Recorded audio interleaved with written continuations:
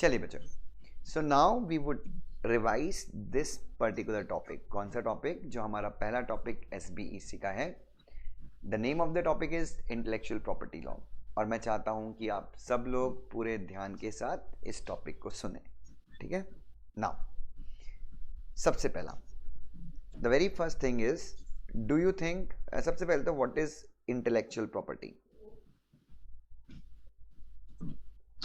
सबसे पहले properties which मुझे बताएंगे what exactly is intellectual property. properties which originate from human intelligence. Yes, these are the creation of human minds. It includes trademarks, it includes copyright, it includes patents, it includes designs. Geographical indication is also considered as IPR. अब geographical indication तो actually territory based है, किसी जगह के आधार पे मिलता है. But human mind को क्यों मानते हैं? Because it is human mind जिसको ये समझ में आया कि this particular place adds certain value to a specific good. इसलिए हम क्या मानते हैं? जोग्राफिकल इंडिकेशन को भी we consider as creation of mind. Now बच्चों ध्यान से, हिस्ट्री ऑफ IPR आप सबको पता है कि 1474 में बच्चों फर्स्ट अटेम्प्ट लिया गया था पेटेंट्स को प्रोटेक्ट करने के लिए. मूवेबल टाइप जो बने थे और प्रिंटिंग प्रेस जो जोहानस गुटेनबर्ग ने बनाई थी 1450 में. बच्चों इसने इस चीज के चलते वर्ल्ड में पहला कॉपीराइट का सिस्टम आया. देन 19th सेंचुरी के खत्म होते होते बच्चों आप सबको पता है हर एक देश में अपना खुद का लॉ आ गया था, हर एक देश में अपना खुद का कॉन्स्टिट्यूशन आ गया था, सेंट्रलाइज्ड गवर्नमेंट बन गई थी. और इसीलिए हर एक देश ने, और ये भी मान सकते हैं यूनाइटेड नेशन बन चुका था, ट्रिप्स अग्रीमेंट हो चुका था यूनाइटेड नेशन के मेंबर्स के बीच में. और इसलिए हर एक कंट्री ने अपने मॉडर्न इंटेलेक्चुअल प्रॉपर्टी से रिलेटेड लॉज जो हैं वो बना दिए ना. उसके बाद बच्चों आप सबको पता है दो कन्वेंशंस आपको ध्यान रखनी है. एक पेरिस कन्वेंशन थी और एक बर्न कन्वेंशन थी. यस और नो बच्चों? Paris convention protection of patents के लिए हुई, जिसको हम इंडस्ट्रियल प्रॉपर्टी बोलते थे 1883 में. और बर्न कन्वेंशन जो हुई वो हुई 1886 में. That was for protection of literary and artistic work. ये भी आपको ध्यान में रखना है. ठीक है? वर्ल्ड ट्रेड ऑर्गेनाइजेशन भी है जो क्या करती है? पेटेंट लॉस की फील्ड में क्या करती है? काम करती है. ठीक है? देन देयर इज वीपो एज वेल. वीपो क्या करती है बच्चों? वीपो WTO के साथ मिलकर काम करती है. वीपो भी चाहती है कि बच्चों अक्रॉस द वर्ल्ड ट्रेडिंग हो और कहीं ना कहीं इंटेलेक्चुअल प्रॉपर्टी से रिलेटेड कोई प्रॉब्लम ना हो. हर एक कंट्री में मॉडर्न इंटेलेक्चुअल प्रॉपर्टी लॉज हों. और सबसे इंपॉर्टेंट, क्रॉस बॉर्डर प्रोटेक्शन. हर एक कंट्री को, जब हर एक कंट्री के पेटेंट, ट्रेडमार्क, कॉपीराइट दूसरी कंट्री में भी क्या हो? प्रोटेक्ट हो. तो इससे मल्टीनेशनल कंपनीज को काफी ज्यादा हेल्प मिलती है. इंडिया में बच्चों सबसे पहले, इंडिया में अगर आप हिस्ट्री देखें तो सबसे पहला लॉ 1856 में पास हुआ था. उसको 1911 में रिवाइज किया गया. देन डिजाइन एक्ट, पेटेंट और डिजाइन एक्ट 1911 को 1970 के लॉ से रिप्लेस किया गया. और उसके बाद 1970 का पेटेंट लॉ था. देन हम लोगों ने क्या किया बच्चों? डिजाइन को हमने पेटेंट से अलग किया और सेपरेट डिजाइन एक्ट हमने सन 2000 में पास किया. ट्रेडमार्क एक्ट 1958 का था जिसको हमने रिप्लेस करके 1999 में we got the new trademark act. उसके बाद और बच्चों इंडिया, जैसे आप सबको पता है, तो हम we are the party to TRIPS agreement. हम लोगों ने क्या किया है? ट्रिप्स अग्रीमेंट साइन किया है. और बच्चों चूंकि हमने ट्रिप्स अग्रीमेंट साइन किया है, like we have sign the TRIPS agreement, इसके चलते बच्चों WTO में कोई भी नया डेवलपमेंट होता है उनको लगता है कि इस पर्टिकुलर राइट को ही प्रोटेक्ट करना चाहिए. सो ट्रिप्स अग्रीमेंट के चलते हमने बहुत सारे नए लॉज बनाए हैं. और ट्रिप्स की रिक्वायरमेंट के चलते हमने अपने IPR के लॉज को काफ़ी हद तक अमेंड भी किया है. कॉपीराइट एक्ट को 1984 में अमेंड किया गया था. सॉफ्टवेयर प्रोग्राम को हमने लिटरेरी वर्क में ऐड किया. देन 1994 में फिर से हमने कॉपीराइट में एक्ट किया और हमने पनिशमेंट के प्रोविजन डाले अगर कोई कंप्यूटर प्रोग्राम्स को इन्फ्रिंज करता है. 2012 में हमने इंटरनेट और यूज़ ऑफ टेक्नोलॉजी, से रिलेटेड प्रोविजंस हमने क्या किया? 2012 में हमने इसमें ऐड किए कॉपीराइट एक्ट में। और हमने क्यों ऐड किया बच्चों? बिकॉज हम लोग मजबूर थे, ट्रिप्स अग्रीमेंट की रिक्वायरमेंट के चलते हमने ये सारे प्रोविजंस ऐड किए। उसके बाद जो फार्मर्स होते हैं और प्लांट ब्रीडर्स होते हैं उनको प्रोटेक्ट करने के लिए 2001 में हमने कानून बनाया, plant breeders and protection of plant varieties and farmers right act 2001 बनाया।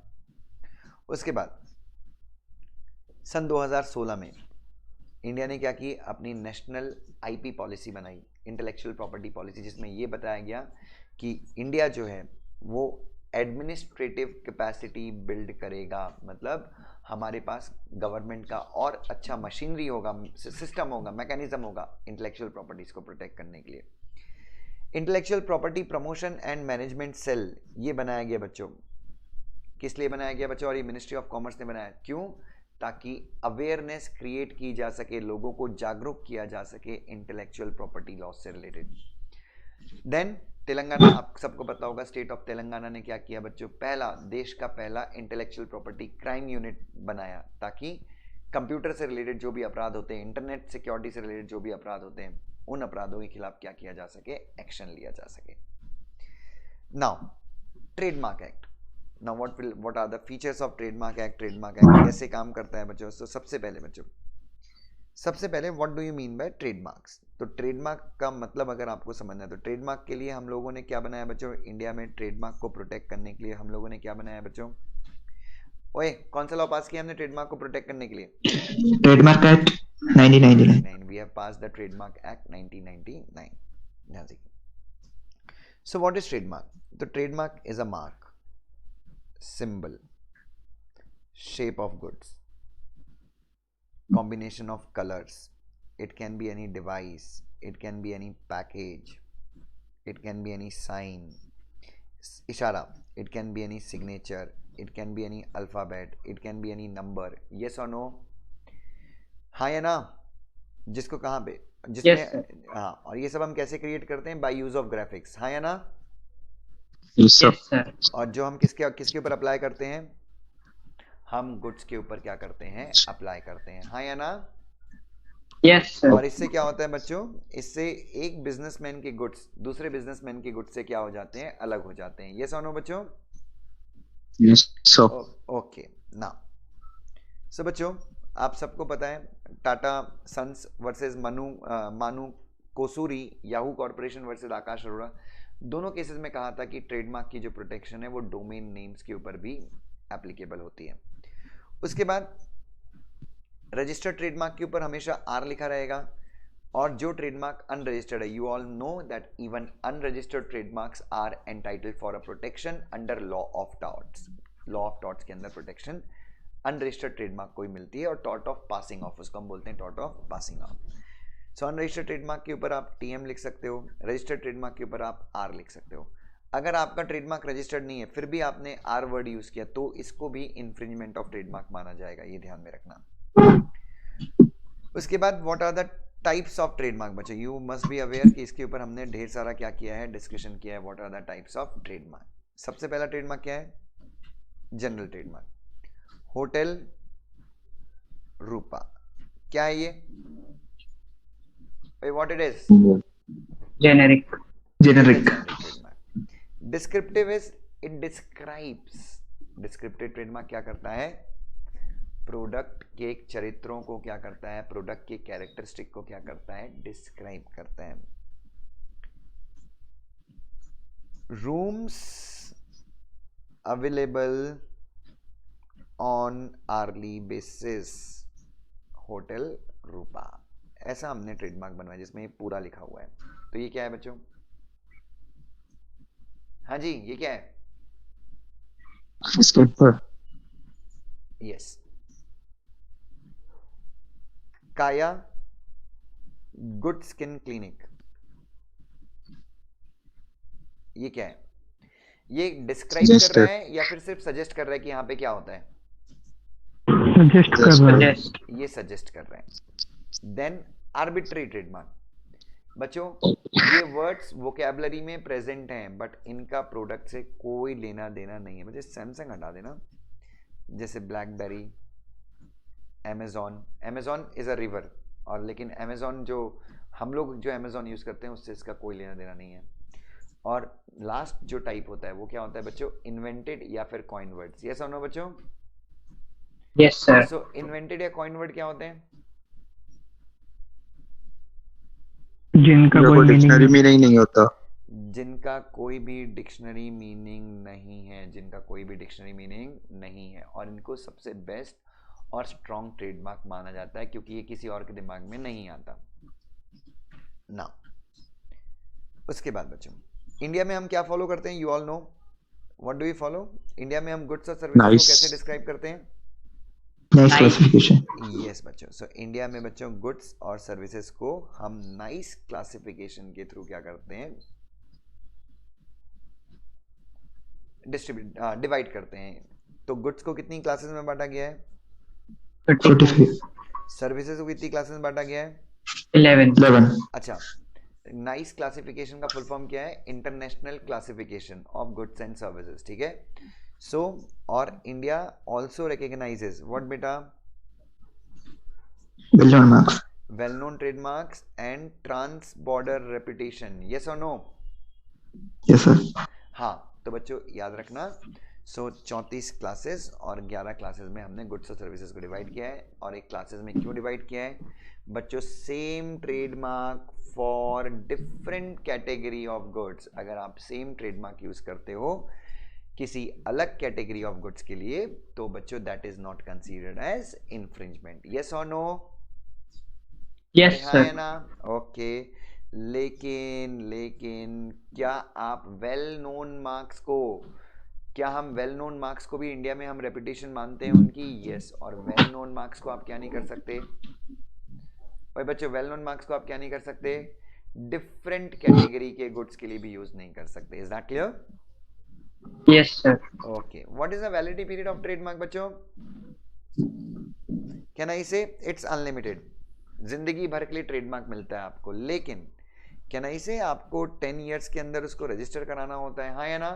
मतलब जैसे ही मतलब उसको 10 इयर्स के अंदर आपको रिन्यू करवाना होता है। सो ट्रेडमार्क आपको लाइफ टाइम के लिए मिलता है, बट आपको इसको हर 10 साल में क्या करवाना होता है? रिन्यू करवाना होता है। रिन्यू कब करवाना होता है? 10 साल खत्म होने के लास्ट 6 मंथ्स में। यस और नो? Yes, sir. और अगर आप 10 साल खत्म होने के लास्ट 6 मंथ में रजिस्टर नहीं करवा पाए, रिन्यू नहीं करवा पाए, तो आपको 6 मंथ्स का एक्सटेंशन मिल जाता है। ये इज दैट क्लियर? और रिन्यूअल कैसे करवाना है बच्चों? Just by paying renewal fees. और अगर आप एक्सटेंडेड टाइम में भी रजिस्टर नहीं करते तो आपका ट्रेडमार्क रिमूव कर दिया जाएगा। Is that clear? Yes sir. अगर Yes, sir. आपका पेटेंट रजिस्टर्ड है तो आप ट्रेडमार्क एक्ट के अंदर एक्शन लेंगे। अगर आपका ट्रेडमार्क रजिस्टर्ड नहीं है तो आप common law that is tort of passing of के अंदर एक्शन लेंगे। अगर ट्रेडमार्क रजिस्टर्ड है तो सिविल और क्रिमिनल दोनों एक्शन ले सकते हो आप। यू ऑल नो कि आप किसी को जेल में ही भेज सकते हो अगर आपका ट्रेडमार्क किसी ने इन्फ्रिंज किया है, हाँ या ना? Yes, और sir. अगर आपने रजिस्टर्ड Yes, sir. ट्रेडमार्क के अगेंस्ट क्रिमिनल एक्शन लिया है, रजिस्टर्ड ट्रेडमार्क बच्चों, अनरजिस्टर्ड ट्रेडमार्क के अंदर भी तुम ट्राई कर सकते हो क्रिमिनल एक्शन लेना, बट अनरजिस्टर्ड ट्रेडमार्क में अगर तुमने क्रिमिनल एक्शन लिया तो हो सकता है क्रिमिनल कोर्ट एक्सेप्ट कर ले, नहीं तो तुमको बोल दे कि सिविल कोर्ट में जाओ, वहां रेमेडी मिलेगी, हाँ या ना? लेकिन रजिस्टर्ड ट्रेडमार्क में आपको सिविल और क्रिमिनल दोनों ही रेमेडी मिलती है। और अगर आप क्रिमिनल केस फाइल करते हैं तो उसको कॉग्निजेबल ऑफेंस माना जाता है। यस और नो बच्चों? और सिविल केस अगर आप फाइल करते हो तो आप डैमेजेस मांग सकते हो, शेयर ऑफ प्रॉफिट मांग सकते हो, जो इन्फ्रिंजिंग गुड्स हैं आप उनको डिस्ट्रॉय करवा सकते हो, उनको सीज करवा सकते हो, जब्त करवा सकते हो, ये सारी चीज़ें कर सकते हो।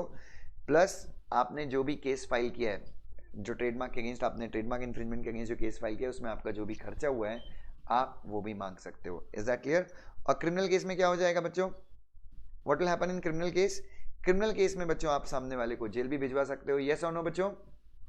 Yes, sir. Yes, sir. Okay, next was जो अगला लॉ था बच्चा, जो अगला लॉ था that was Geographical Indications Act 1999. Can someone let me know why did we pass this law? To protect goods emerging from particular geographical locations or territory. सबसे पहले yes, सबसे पहले you need to understand what is the meaning of geographical indication. आपको ये समझने की जरूरत है दोस्तों कि geographical indication का मतलब क्या होता है। So when name of region,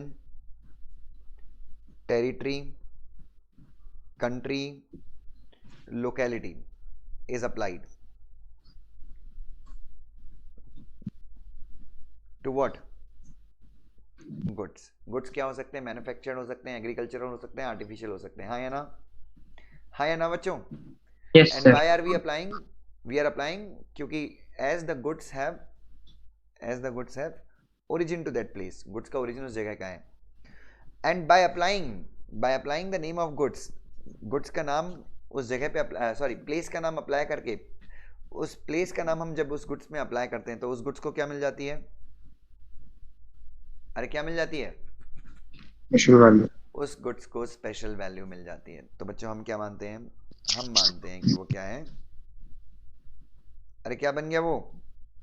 Geographical indication. Indication. Yes और नो बच्चों? सो गुड्स का मतलब मैन्युफैक्चर्ड गुड्स, हैंडीक्राफ्ट, फूडस्टफ्स हो सकते हैं. इंडिकेशन का मतलब name of place. Now India को ये लॉ मजबूरी में पास करना पड़ा बिकॉज हम लोगों ने क्या किया है? We have sign TRIPS agreement. हम लोगों ने ट्रिप्स अग्रीमेंट साइन किया है. और ज्योग्राफिकल इंडिकेशन किसको मिलता है? उस पर्टिकुलर लोकेलिटी के जो लोग होते हैं तो वो अपनी एसोसिएशन बना के अप्लाई करते हैं. किसको? रजिस्ट्रार ऑफ ज्योग्राफिकल इंडिकेशन को वो अप्लाई करते हैं. और registrar of geographical indication inquiry करता है और इंक्वायरी करने के बाद अगर वो सेटिस्फाइड है तो वो क्या सेटिस्फाइड किस चीज़ से? कि हाँ यार वो गुड्स उस जगह पैदा होते हैं और उस जगह पैदा होने के चलते वहाँ की जो जलवायु है, वहाँ का जो वातावरण है, उसके चलते गुड्स को क्या मिल जाती है? किसी प्रकार की स्पेशल वैल्यू मिल जाती है. तो क्या मिल जाता है बच्चों? आपको ज्योग्राफिकल इंडिकेशन मिल जाता है. ठीक है. नाउ ज्योग्राफिकल इंडिकेशन असाइन नहीं होते, ट्रांसफर नहीं हो सकते, वो सिर्फ इनहेरिट होते हैं. ठीक है. और ये ऑथोराइज्ड यूजर का कंसेप्ट भी चलता है, सॉरी रजिस्टर्ड यूजर का कंसेप्ट चलता है ज्योग्राफिकल इंडिकेशन में. रजिस्टर्ड यूजर मतलब जैसे मान लो 20 लोगों की एसोसिएशन ने क्या करवाया? ज्योग्राफिकल इंडिकेशन को रजिस्टर करवाया. लेकिन रजिस्ट्रेशन तो 20 लोगों ने करवाया, बट उस पर्टिकुलर एरिया में 500 लोग हैं. उस पर्टिकुलर एरिया में क्या है? 500 लोग हैं जिनके खेत में रत्नागिरी आम पैदा होता है. तो रजिस्टर्ड यूजर कौन बन जाएगा बच्चों? ज्योग्राफिकल इंडिकेशन के रजिस्टर्ड यूजर कौन बन जाएंगे? People from that area. Yes, people from that area. Which area? From that particular area. जो लोग ज्योग्राफिकल इंडिकेशन यूज करते हैं, जो लोग नागपुर ऑरेंज इंडिकेशन यूज करते हैं, वो लोग क्या बन जाएंगे? वो लोग बेसिकली रजिस्टर्ड यूजर बन जाएंगे. ठीक है. और वो जो यूजर्स हैं वो भी उसी एरिया के होंगे. कुछ ज्योग्राफिकल इंडिकेशन आपको नहीं मिलते रानीगंज के रनवे, कुछ इमोरल ज्योग्राफिकल इंडिकेशन है जो आपको नहीं मिलेंगे. ज्योग्राफिकल इंडिकेशन ग्रांट करने के पहले जो रजिस्ट्रार है वो एडवर्टीजमेंट बुलाता है कि भाई मैं ये पर्टिकुलर जगह की इस पर्टिकुलर चीज़ को ज्योग्राफिकल इंडिकेशन दे रहा हूँ, किसी को प्रॉब्लम है क्या? उसके बाद रजिस्टर्ड ज्योग्राफिकल इंडिकेशन को ज़्यादा प्रोटेक्शन मिलती है. अगर कोई बंदा रजिस्ट्रार के डिसीजन सेटिस्फाइड नहीं है तो वो इंटेलेक्चुअल प्रॉपर्टी अपीलेट बोर्ड में चैलेंज कर सकता है. उसके बाद आप ज्योग्राफिकल इंडिकेशन को असाइनमेंट या ट्रांसफ़र नहीं कर सकते. उसके बाद पेनल्टीज़ हैं. अगर कोई बंदा ज्योग्राफिकल इंडिकेशन को कॉपी करता है तो हम उसको अनफेयर कंपटीशन ट्रीट करते हैं. What do we treat it as? Unfair competition. और हम पेनल्टी भी लगाते हैं. ज्योग्राफिकल इंडिकेशन और ट्रेडमार्क में डिफरेंस है क्या बच्चों? वही Yes, sir. क्या Sir. ज्योग्राफिकल इंडिकेशन और ट्रेडमार्क में डिफरेंसेस हैं? Yes. Yes, sir. Geographical indication किसी इंसान को रजिस्टर होता है, ट्रेडमार्क किसी इंसान को मिलता है, geographical indication group of persons को मिलता है. ट्रेडमार्क बेच सकते हो, ट्रांसफर कर सकते हो, ज्योग्राफिकल इंडिकेशन को बेच नहीं कर सकते. उसके बाद ट्रेडमार्क किसी स्पेसिफिक गुड्स को लगता है, ज्योग्राफिकल इंडिकेशन किसी स्पेसिफिक गुड्स को लगता है, क्लास ऑफ गुड्स को लगता है. Class. बहुत Class सारे of गुड्स, मतलब नॉट ओनली एक स्पेसिफिक प्रोड्यूसर के गुड्स को ट्रेडमार्क मिलता है. ज्योग्राफिकल इंडिकेशन उस एरिया के सारे प्रोड्यूसर्स यूज कर सकते हैं. ये सुनो बच्चों, अरे हाँ है ना? Yes, sir. और हमेशा Yes, sir. याद रखना geographical indication can not be used as trademark. आप ज्योग्राफिकल इंडिकेशन को ट्रेडमार्क की तरह यूज नहीं कर सकते जब तक आप खुद ही उस एरिया में बिलोंग नहीं करते. जैसे दुष्यंत नागपुर ऑरेंज, क्या ये ट्रेडमार्क मिल सकता है मुझे? यस, मिल सकता है. लेकिन कब? जब मैं नागपुर में ऑरेंज बनाता हूं या पैदा करता हूं या मेरे खेत हैं. बट अगर मैं पुणे में बैठ के ये ट्रेडमार्क लूं दुष्यंत नागपुर ऑरेंज, मिलेगा क्या मुझे? Yeah. अरे मिलेगा या नहीं मिलेगा? Yeah, sir. नहीं मिलेगा। Next is design set. बच्चों डिजाइन सेट क्या है? What is design act? किसको प्रोटेक्ट करता है? डिजाइन को। Science. No. What is design?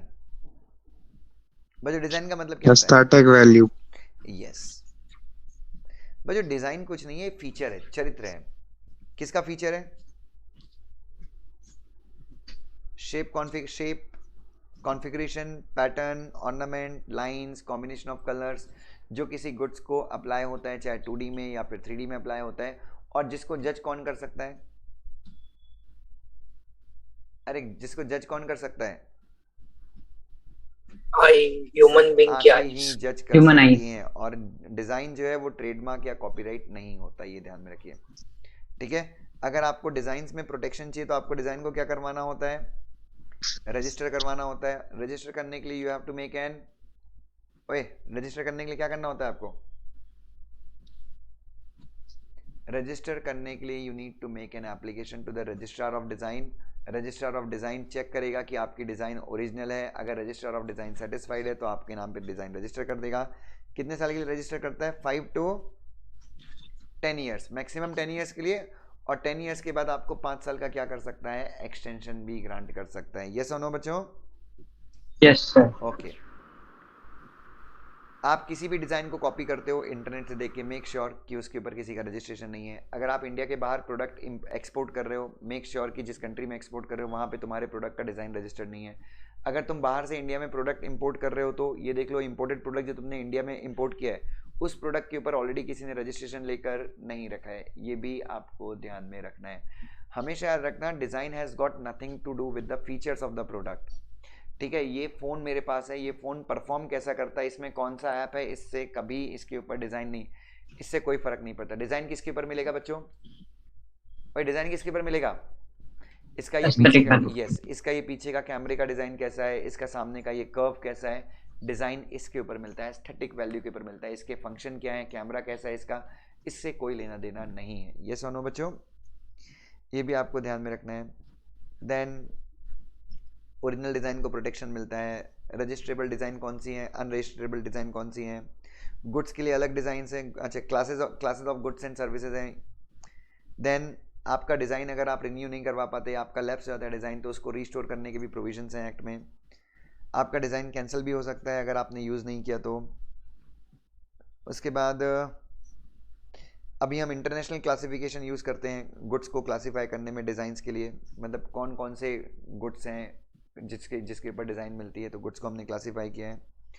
पहले 2 साल का सीक्रेसी का पीरियड था, उसको हटा दिया गया है। मतलब जब आपका डिज़ाइन जनरल बनता था 15 साल के बाद, मतलब 10 साल का आपका ओरिजिनल पीरियड था, 5 साल का आपको एक्सटेंशन मिलता था। 15 साल के बाद जब आपका डिज़ाइन का प्रोटेक्शन खत्म होता था तो हम 2 साल तक किसी को नहीं बताते थे वो डिज़ाइन। लेकिन अभी हम 2 साल के बाद भी, जैसे 15 साल एक्सपायर होते हैं, हम आपके डिज़ाइन को जेनरिक बना सकते हैं, जनरल बना सकते हैं, और कोई भी तुरंत उसको कॉपी कर सकता है और ऑफेंस नहीं होगा। उसके बाद आप अपने रजिस्टर्ड डिज़ाइन को ट्रांसफ़र भी कर सकते हो, सेल भी कर सकते हो, कोई प्रॉब्लम नहीं है। लेकिन जिस अग्रीमेंट के थ्रू आप सेल करो वो अग्रीमेंट आपको रजिस्ट्रार ऑफ डिज़ाइन के साथ रजिस्टर कराना है। और याद रखना, सिर्फ रजिस्टर्ड डिज़ाइंस को ही एक्ट प्रोटेक्ट करेगा। उसके बाद जो नया एक्ट है वो कौन सा एक्ट है? The new act is copyright act. बच्चों कॉपीराइट और पेटेंट का रिवीजन हम कल करेंगे और आज का लेक्चर यहीं पर खत्म करेंगे, ठीक है। And from tomorrow we will also begin the new topic, ठीक है बच्चों। Yes, sir.